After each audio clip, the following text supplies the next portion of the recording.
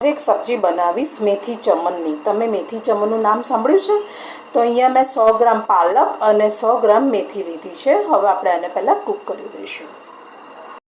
એક મોટી તાવડી લીધી છે, પહેલેથી પાણી ગરમ કરવા મૂકી દીધું હતું। આમાં 1 ચમચી મીઠું અને 1 ચમચી ખાંડ એડ કરીશું, જેથી કલર એકદમ ગ્રીન આવે। તો આમાં મેથી જે લીધી છે 100 ગ્રામ એ એડ કરી દઈશું અને 100 ગ્રામ પાલક। તમે એકવાર ચોક્કસથી આ બનાવી જોજો। હવે એકદમ બોઇલ થાય ત્યાં સુધી એને થવા દેવાનું છે। થઈ ગઈ હતી તો મેં ચાણીમાં કાઢી લીધી છે। ઠંડી થશે એટલે આપણે ગ્રાઇન્ડ કરવાની છે। મિક્સર લીધું છે, એની અંદર એડ કરી દઈશું। આમાં 4 થી 5 લીલા મરચાં અને થોડુંક પાણી એડ કરીને આપણે આની પ્યુરી બનાવી દઈશું। બનાવીને રેડી કરી દીધી છે। પેન લીધું છે, ગેસ ચાલુ કરી દીધો છે। સૌથી પહેલાં આની અંદર 3 ચમચી જેટલું તેલ લઈશું, સાથે 1 ચમચી જેટલું ઘી પણ એડ કરીશ। તમારે બટર એડ કરવું હોય તો પણ તમે કરી શકો છો। 1 ચમચી જેટલું જીરું પણ એડ કરી દઈશું।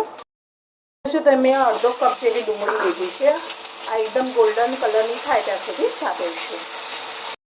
ડુંગળી એટલે મેં 2 ડુંગળી લીધી હતી, ચોપડમાં ચોપ કરી દીધી હતી। અહીંયા મેં લસણ અને આદુની પેસ્ટ લીધી છે, 1 ચમચી લીધી છે। તમારી પાસે લસણ હોય એ પણ તમે એડ કરી શકો છો।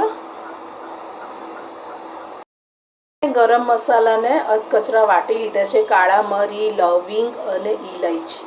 તમારે આખા રાખવા હોય તો પણ તમે રાખી શકો છો। વાટીને નાખશો તો ટેસ્ટ બહુ સરસ આવશે।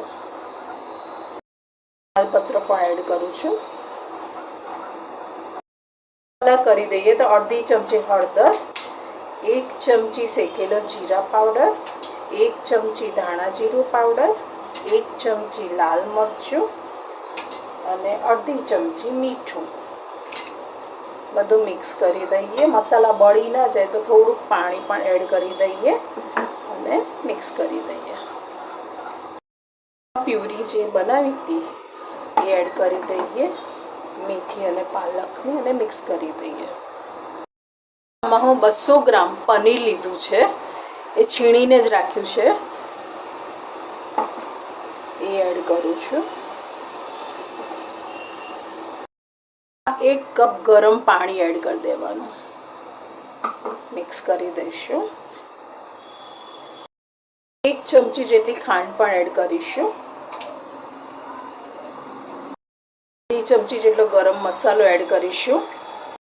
પાસે કસૂરી મેથી પાવડર છે તો 1 ચમચી એડ કરું છું, મિક્સ કરી દઈશું। બધું ફ્રેશ ક્રીમ અંદર એડ કરી દઈશ અને મિક્સ કરી દઈશ। 4 ચમચી છે, તમારી પાસે ફ્રેશ ક્રીમ ના હોય તો મલાઈ એડ કરી દેવાની। બંધ કરી દીધો છે। ગેસ બંધ કર્યા પછી જ આમાં અડધું લીંબુ એડ કરવાનું અને મિક્સ કરી દેવાનું।